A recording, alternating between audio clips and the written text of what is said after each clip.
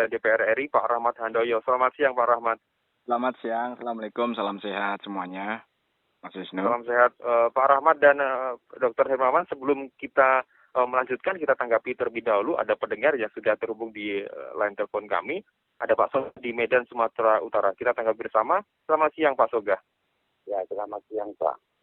Jadi mengenai pencegahan COVID-19 ini, terjadi kita tawar-menawar dulu. Pertama dulu kita tawar di vaksin dulu. Kita tawar sampai 50.000, akhirnya digratiskan oleh negara. Nah, sekarang jadi kalau seperti yang Bapak utarakan tadi, Pak narasumber, itu semua tanggung jawab negara karena menyangkut wabah. Benar, Pak. Tanggung jawab negara. Sekarang utang kita udah berapa banyak? Nah, itu saya tanya Bapak dulu. Nanti Bapak jawab, utang kita sudah berapa banyak? Jadi yang saya maksud begini, kalaupun masih banyak lagi di negara Republik ini yang masih mapan ekonominya, bantulah negara ini. Supaya ini selesai. Jadi kalau kita hanya bertolak kepada negara utang sekarang sudah banyak. Bagaimana kita buat ini? Nah, jadi inilah yang harus kita diskusikan bersama-sama. Kita bukan penentu. Seperti saya ini sekarang hanya menyampaikan saran saja. Kita tidak penentu. Tapi bagaimana menyelamatkan alam bangsa ini kita pikirkan secara bersama-sama. Saya kira itu. Terima kasih banyak ya Pak. Baik, terima kasih Pak Soga di Medan, Sumatera Utara. Kita bisa ditanggapi terlebih dahulu. Saya persilahkan Pak Rahmat Handoyo. Iya, sebelum ke tanggapan penanya ya, tentu kita apresiasi respon Presiden begitu cepat terhadap hiruk-pikuk terhadap harga BCA, termasuk di dalamnya adalah menjadi prasyarat untuk transportasi pesawat ya. Ya saya kira ini kita appreciate lah bahwa Presiden memberikan satu atensi yang sangat luar biasa, meskipun keputusan itu harus diakui belum menyenangkan semua pihak. Ya, artinya menyenangkan semua pihak, saya mendengar ada beberapa rumah sakit, bahkan banyak rumah sakit yang ya bagaimana cara menentukan harga 300.000 itu, 275.000 itu, sedangkan unit cost untuk beli reagen aja sekian. Belum biaya sumber daya manusia, belum overhead yang lain. Itu menjadi satu pertanyaan-pertanyaan yang sering mendengar dan saya langsung ditelepon oleh beberapa rumah sakit. Tetapi kita juga memahami ketika masyarakat juga bertanya-tanya, sudah maksimalkah ketika penurunan harga 275 sampai 300.000 itu? Ya wajar saja pertanyaan itu. Tetapi apapun, langkah pemerintah dengan menurunkan 275 sampai 300 mudah-mudahan sudah bisa meredakan polemik beberapa hari ini. Tetapi paling tidak kita berharap agar kemarin aja 900.000 menuju kemudian 500 sampai 495, kemudian turun 275 sampai 300 ini kan ada spread kan.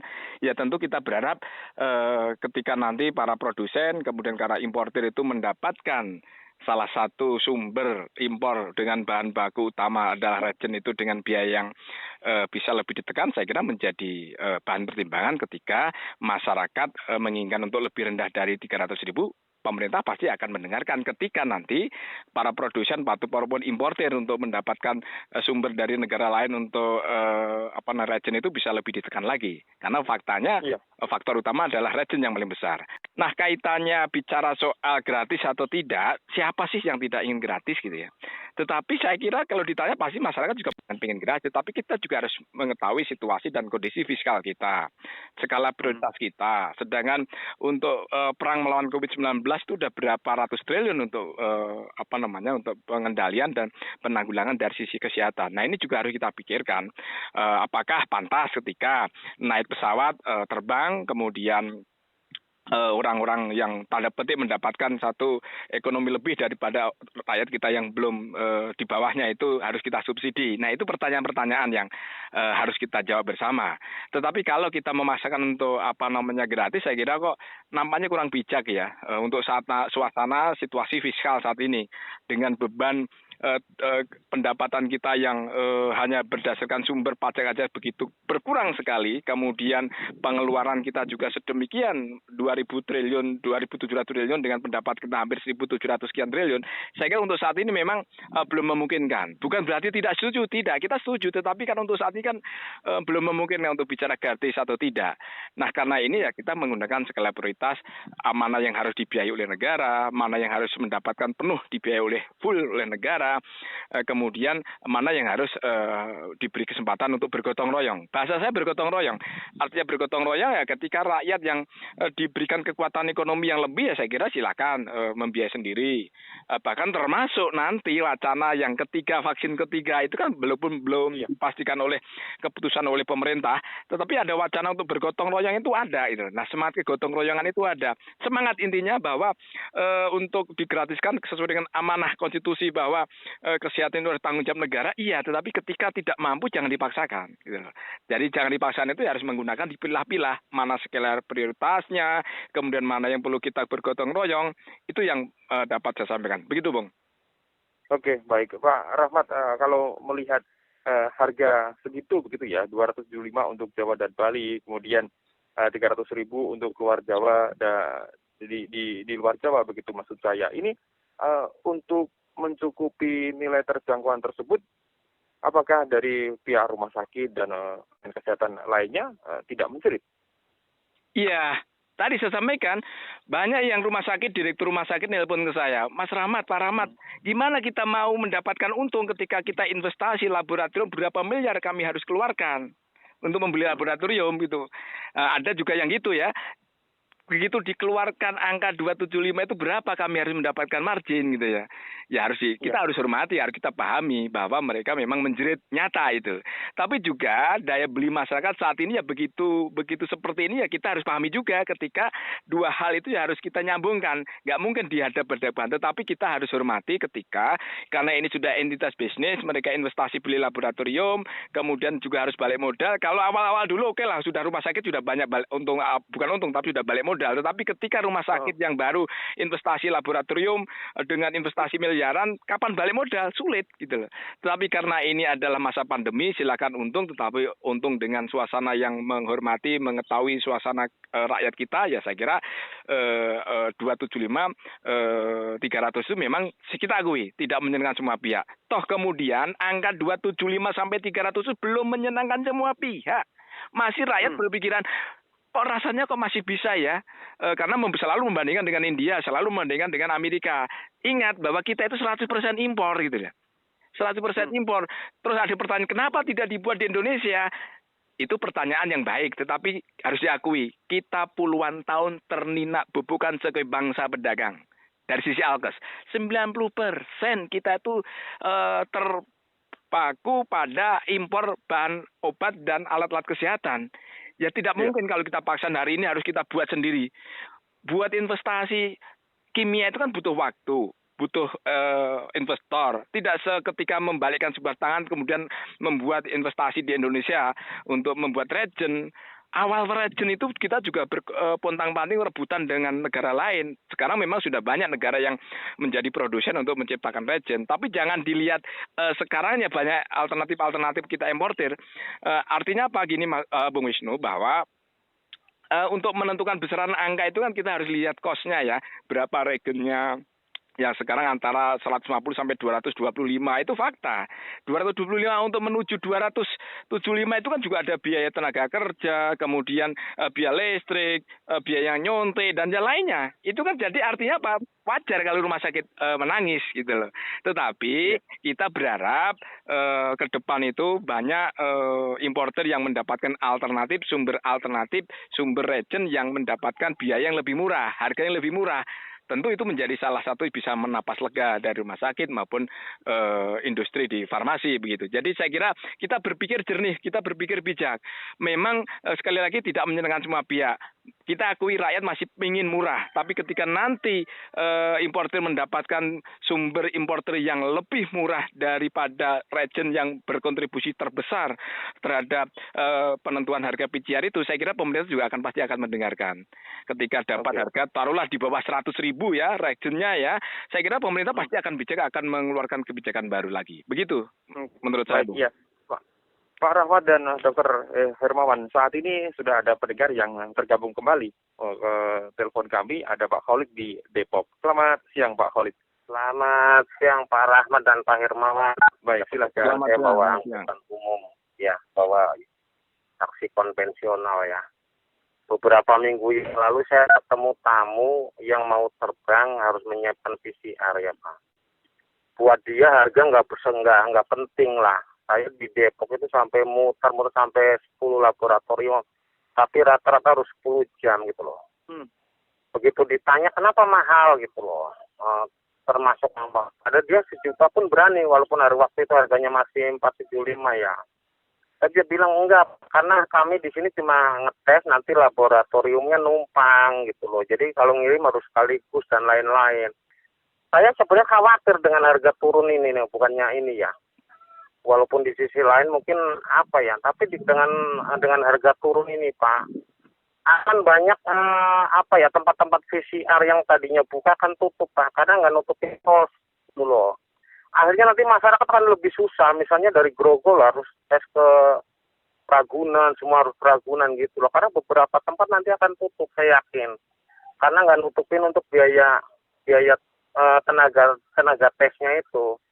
Walaupun sebagai masyarakat memang harga segitu ya, kemarin mungkin ya mahal nggak mahal sih Pak, namanya orang mau naik pesawat gitu loh. Yang saya ngeri justru karena mau diterapkan di angkutan umum semua. Bagaimana tamu saya mau naik kalau harus saya tanya mana tes PCR-nya gitu loh.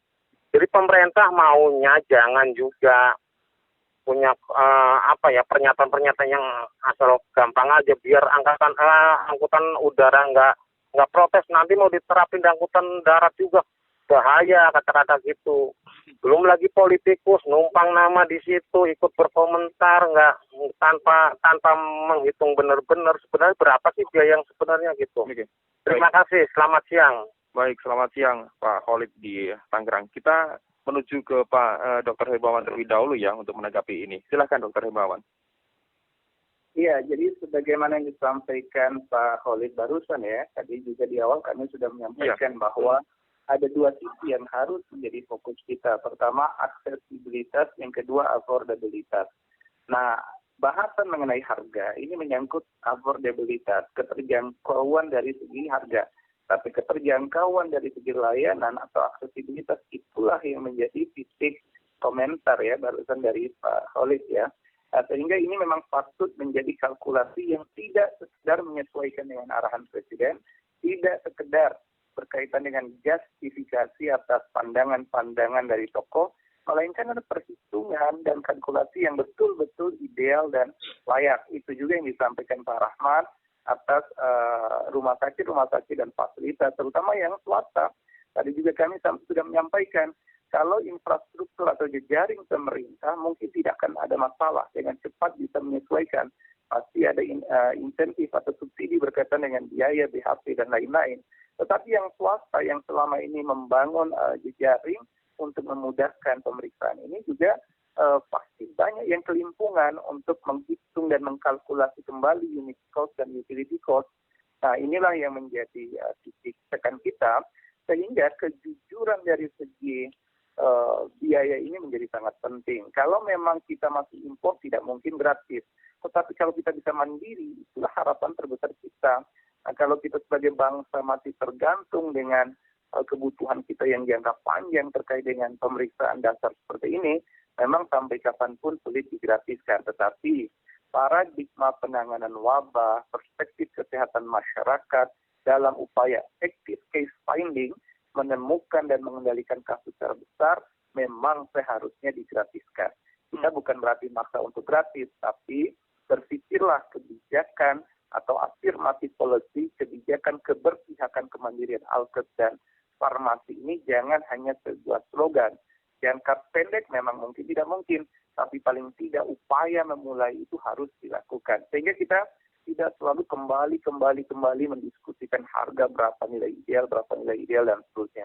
Karena tadi variabilitas latar belakang masyarakat, tingkat ekonomi yang berbeda memang akan melihat pada sisi yang tetap menjadi dilema. Apakah harga ini terjangkau atau tidak? Pasti ada yang terjangkau, bagian dari upaya gotong royong disampaikan Pak Rahmat, tapi juga pasti ada yang tidak terjangkau karena dorongan aktivitas ekonomi yang mengharuskan prasarat PCR ini sebagai prasarat mobilitas terutama angkutan udara. Tetapi begini yang paling penting yang ingin saya sampaikan, Bung Wisnu, kita juga jangan sampai melihat perspektif ekonomi ini pada akhirnya kembali mengabaikan protokol kesehatan. Kalau kita lihat sejujur protokol kesehatan ini dalam peloran dan penurunan PPKM ini terjadi euforia yang luar biasa. Bahkan kampanye 3M itu menjadi paradoks. Bagaimana bisa misalnya kita menjaga jarak ketika volume misalnya semua pesawat kursi-kursi diisi semua kembali, transportasi darat apalagi. Demikian juga kampanye membatasi mobilitas, membatasi keramaian kerumunan sudah tidak bisa lagi karena semua keterbukaan ekonomi. Satu-satunya yang mungkin yang masih bisa kasat mata kita lihat itu adalah penggunaan masker. Nah, jadi penggunaan masker ini pun sudah mulai banyak yang abai atau excuse. Nah, jadi di satu sisi berbusa-busa kita mengendalikan COVID dengan kampanye protokol kesehatan yang 3M bahkan 5M, sekarang mungkin tinggal 1M yang masih eksis menggunakan masker karena hampir setiap aktivitas publik kita menjaga jarak itu menjadi sulit dan bahkan termasuk angkutan publik dengan prasarat PCR sekalipun. Nah, ini semua menjadi catatan penting ya di luar mungkin unrelated langsung dengan topik yang kita diskusi. Tapi perlu kami sampaikan. Baik, Dr. Hermawan dan Pak Rahmat, kita tanggapi terlebih dahulu ya sebelum menanggapi pertanyaan dari Pak Khalid tadi. Saat ini sudah ada pendengar terakhir kami, ada Pak Pandu di Serpong, Tangerang Selatan. Silakan Pak Pandu. Halo Pak Pandu. Baik, nampaknya pendengar terakhir kami ada Pak Pandu ini terputus, koneksinya terganggu, dan Pak Rahmat kami persilahkan menanggapi komentar dari Pak Khalid tadi yang menyampaikan belum dikhawatirkan rumah sakit dan penyedia layanan untuk PCR tutup tidak bisa menutup biaya kos dan merugi, dan ini masih belum bisa menghasilkan di bawah 1 kali 24 jam hasilnya PCR tersebut. Bisa ditanggapi Pak Rahmat? Iya, saya kira ini fakta bahwa infrastruktur laboratorium kita juga memang masih belum merata, apalagi terutama di daerah-daerah kecil ya, kota-kota kecil ya, itu menjadi kendala tersendiri. Makanya kita dorong dan sudah dianggarkan, tapi besarannya dan sebarannya berapa nanti akan kita coba cek lagi. Karena prasyarat untuk pengadaan laboratorium untuk tes PCR sebenarnya sudah diadakan. Cuman persoalannya apakah ini sudah memadai, saya kira juga belum memadai. Apakah pengadaannya sudah selesai, saya kira nanti akan kita coba cek lagi. Karena tahun ini juga akan diadakan pengadaan laboratorium. Dengan guna apa untuk pengadaan laboratorium yang dihadirkan oleh pemerintah? Itu dalam rangka untuk memberikan sebaran agar tidak terjadi disparitas, perbedaan yang sangat jomplang antara kabupaten, kota besar atau kota yang kecil yang memang harus itu sangat dibutuhkan, terutama ada wilayah-wilayah yang ada bandaranya tetapi belum disupport oleh laboratorium, harus menuju berapa jam untuk menuju kota, itu menjadi kendala sendiri. Nah, kaitannya dengan negara tidak ada soal. Berapapun biaya yang dibutuhkan oleh negara, tetap oleh negara tidak akan berimplikasi. Karena memang sudah unit cost yang sudah diberikan oleh negara itu menjadi satu aset. Nggak perlu pembalikan modal. Tapi menjadi pertanyaan adalah, itu tadi Pak Dr. Hermawan juga sampaikan, ketika rumah sakit swasta yang besar atau rumah sakit menginvestasikan untuk beli laboratorium, kemudian juga harus butuh modal, ini kan menjadi kendala. Nah, ini harus kita pikirkan juga. Jangan sampai mereka itu juga aset kita, gitu loh, aset kesehatan kita. Nah, ini harus kita pikirkan bersama. Memang dalam beberapa minggu ini pasti akan ada transisi dari sisi kebijakan menuju itu ya. Harapan kita memang menjadi pertanyaan menarik kemarin, bagaimana selama ini ketika terjadi kenaikan harga di atas yang telah ditentukan oleh pemerintah, belum pernah saya mendengar ditertibkan itu. Jadi ketika harga 900.000, faktanya dulu sudah ada di atas 1,5 juta. Yang 500 ada yang 1,5 juta.